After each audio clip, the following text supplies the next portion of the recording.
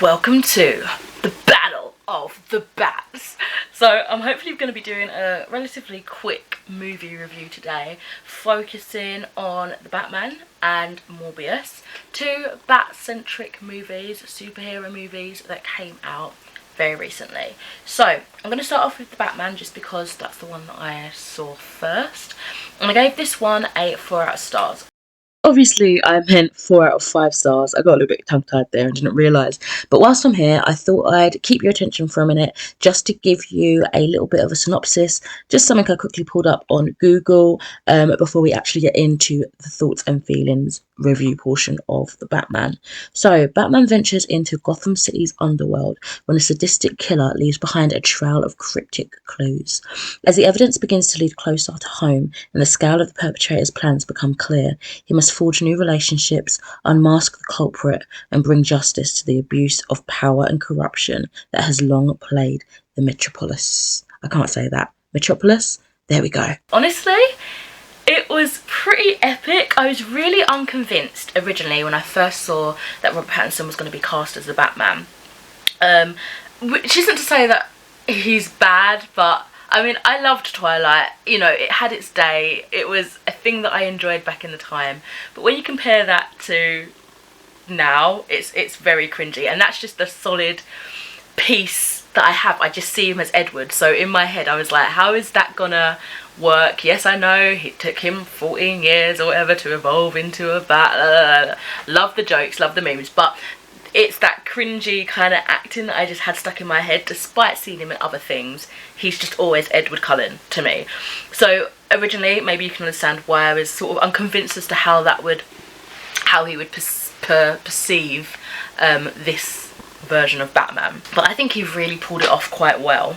I actually think instead of just Batman, it felt more like a Batman and Catwoman movie tie-in. I did really enjoy the story arc between the two and also their separate plots as well. You kind of got the best of both worlds in that aspect. Zoe Kravitz, is that how you pronounce her name? I'm sorry if I'm mistaken. Her as Catwoman really nailed it. She got this sexy, independent, yet vulnerable kind of personality on point. It all just melded and worked really well, and I think she really complemented Robert Pattinson as Batman as well, just added to the dark, gritty atmosphere of this interpretation.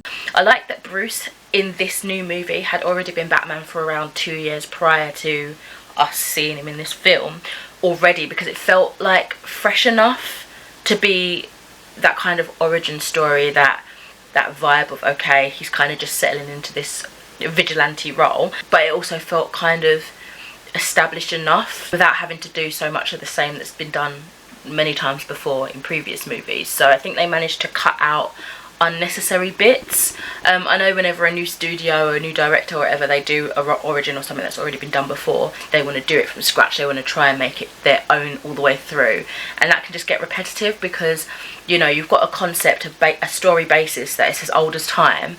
How much can you change of that without changing the core thing itself, you know? So to me, it just becomes very repetitive. You're telling me the same thing that we already know from all these other Batman movies, comics, books, you know? So I really do like that we started a little bit, still early in his career, but a little bit later down the line, that we didn't see it all again for the same 1000th time, you know? I also really liked the contrast of Pattinson's Batman to the others.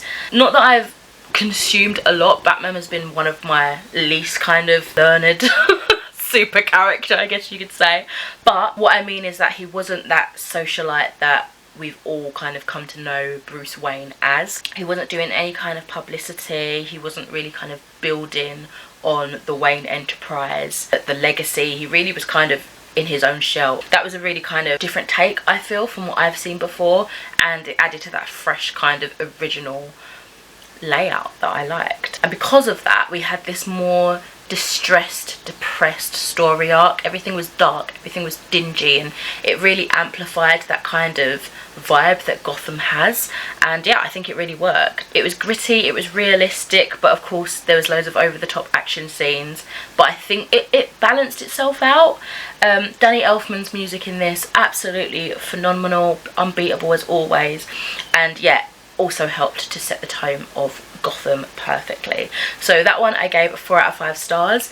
Let's get on to one that I didn't give a 4 out of 5, unfortunately, and it's one that I was actually really anticipating, and of course that's Morbius. Dangerously ill with a rare blood disorder and determined to save others from the same fate, Dr. Morbius attempts a desperate gamble. While at first it seems to be a radical success, a darkness inside of him is soon released. So in rating in general, I only gave it half a point less, so I gave it a 3.5, but I'm just going to come out and say it. I was honestly really expecting more from this. As I say, you know, I was super anticipating this. I thought I'd never really heard anything to do with Morbius. I've never consumed anything about that character before. So to me, this is all fresh, and I thought, okay, this is going to be a good kind of, I'm like one of the best people to soak this up, you know, because I don't have any sort of past thoughts in my head, where obviously before I was a bit more familiar with Batman and blah blah blah. I had nothing in my head about Morbius, so they could really kind of do their most to impress me. And yeah, I mean, I was just meh by it. I didn't feel all those strong, intense emotions that I was expecting to. Like, don't get me wrong, it was well cast, and I think that they produced the movie really well. It just had me longing for something more. The science aspect of it felt believable, well thought out. I thought it was quite fascinating actually, how they worked with these bats, and like just the science and how it all worked, and the blood infusions and things like that really, to me, seemed believable. Jared Leto and Matt Smith were a beautiful acting in this, of course. The designs of the bat-human morph, really unsettling, really freaky. Yet again, the characteristics of that kind of combination felt believable and achievable in that way. But it just kept coming back to the fact that something was just lacking for me. And I felt like it, although I can't pinpoint what it was something that was clearly fundamental to my enjoyment, and it just wasn't there. Slow-mo scenes were way too much. It just seemed too, yes, it's a cartoon book series or whatever, it's set in that comic world, but it felt too comic-y on the screen. Do you know what I mean? Like, it just was cringy. Once or twice, yeah, okay, you can appreciate all the detail in the slow-mo, but it just was overdone. It was just too much, and it just didn't add anything. It looked really ridiculous because they had like the slow-mo sounds and everything. It was like, ugh, it just looked stupid to me, unfortunately. Also, I couldn't understand how the relationship between Michael and Milo plummeted so quickly. The pacing of that in general just felt kind of off because of that. So it just threw everything else out of the escapism for me. I just kept getting stuck on these points, like recurring points that kept coming back into my head, and I'm like, it's not flowing how I'd want it to flow. But yeah, nevertheless, despite my nitpicking, this was a solid movie, I guess. It just left me feeling a bit meh, and I think especially having it to compare to Batman, which I really enjoyed, it wasn't on par. So 3.5 is still a really good rating, but when you consider that it didn't give me what I was hoping it was to give me, it's also quite disappointing. So there are my thoughts on Batman and Morbius. I think if you're going to choose one to watch or recommend, if I was to recommend just one, I'd actually probably say the Batman, which is so funny because I thought out of the two I would like Morbius way more than Batman.